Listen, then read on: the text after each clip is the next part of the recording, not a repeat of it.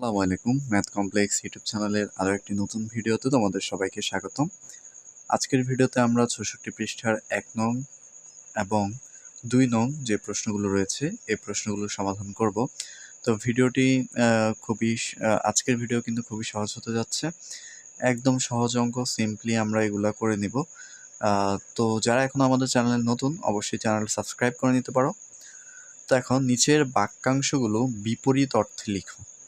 বিপরীত শব্দ আমরা ছোটোবেলা থেকেই শিখে আসছি। সেক্ষেত্রে আমরা বিপরীত অর্থগুলো লিখবো, অর্থাৎ এখানে যেই জিনিসটা দেওয়া থাকবে এই জিনিসের বিপরীত জিনিসটা আমরা লিখব। ধরো বামের বিপরীত হচ্ছে কি ডান, এরকম আর কি।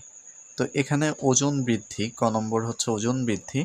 তাহলে ওজন বৃদ্ধির এটার বিপরীত কি হইতে পারে? সেটা হচ্ছে ওজন বৃদ্ধি পাওয়া, আর এর বিপরীত হইতে পারে যে ওজন কমে যাওয়া, তাই না? তাহলে ওজন বৃদ্ধি, কমে যাওয়াটাকে আমরা বলতে পারি হচ্ছে হ্রাস। ওকে, এই জিনিসগুলো হচ্ছে আমরা লিখি। তো তোমরা হচ্ছে তোমাদের বইয়ের সাথে এগুলোকে মিলিয়ে নিতে পারো। প্রথমটা ছিল হচ্ছে আমাদের ওজন বৃদ্ধি, এটার বিপরীত অর্থ লিখব হচ্ছে আমরা ওজন কি হ্রাস। ওকে, ওজন হ্রাস। খ নম্বর প্রশ্নটা তোমরা দেখো বইতে, 30 কিলোমিটার উত্তর দিক। তো এখানে আমরা কোন শব্দটার বিপরীত শব্দ লিখব? সেটা হচ্ছে উত্তর। উত্তরের বিপরীত কি? উত্তরের বিপরীত হচ্ছে আমাদের দক্ষিণ। তার মানে আমরা কি লিখব? 30 কিমি হচ্ছে আমাদের কি দক্ষিণ দিক। খুব সহজ মনে হচ্ছে না? হ্যাঁ, এই অঙ্কগুলো কিন্তু খুবই সহজ, ঠিক আছে? এগুলো তোমাদের নৈমিত্তিক আকার আসতে পারে। এরপরে গ নম্বরটা দেখো, বাড়ি হতে বাজার 4 কিলোমিটার পূর্বে। তাহলে আমরা পূর্বে, এটার বিপরীত হবে কি পশ্চিমে। সেক্ষেত্রে আমরা কি লিখব? আমরা লিখব বাড়ি হতে বাজার 8 কিমি পশ্চিমে, তাই না? জাস্ট আমরা বিপরীত শব্দ লিখে ফেলবো, আর কোনো চেঞ্জ হচ্ছে আমাদের দরকার নেই। এরপরে ঘ নম্বরটা দেখো, 700 টাকা ক্ষতি, অর্থাৎ 700 টাকা ক্ষতি। এটাকে আমরা কি লিখবো? এটার বিপরীত হবে, ক্ষতির বিপরীতটা কি?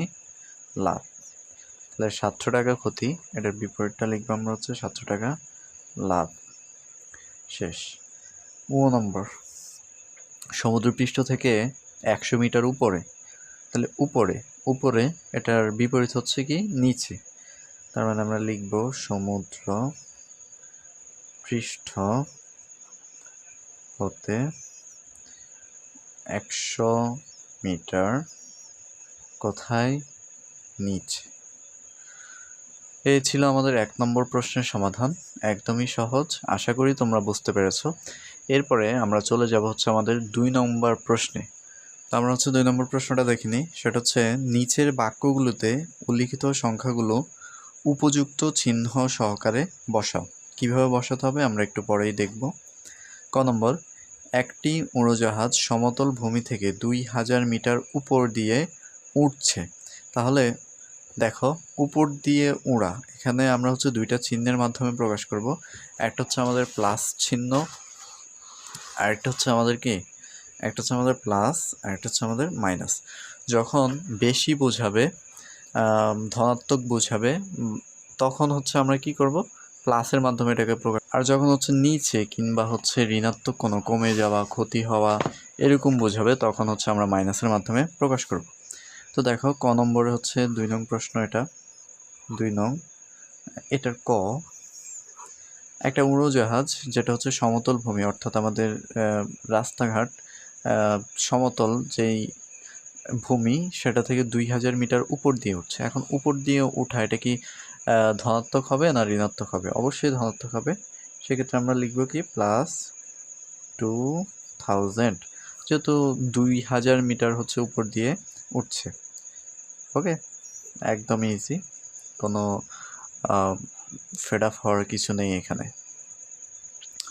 খ নম্বর প্রশ্ন আমরা দেখি, একটি ডুবোজাহাজ, সাবমেরিন আর কি, সমুদ্রপৃষ্ঠ থেকে 800 মিটার গভীরে, যদি গভীরে চলে সেক্ষেত্রে আমরা এটাকে প্রকাশ করব হচ্ছে ঋণাত্মক চিহ্ন দিয়ে। গভীরে যেহেতু চলছে, তাহলে 800 মিটার, তাহলে আমরা কি লিখব 800 মিটার।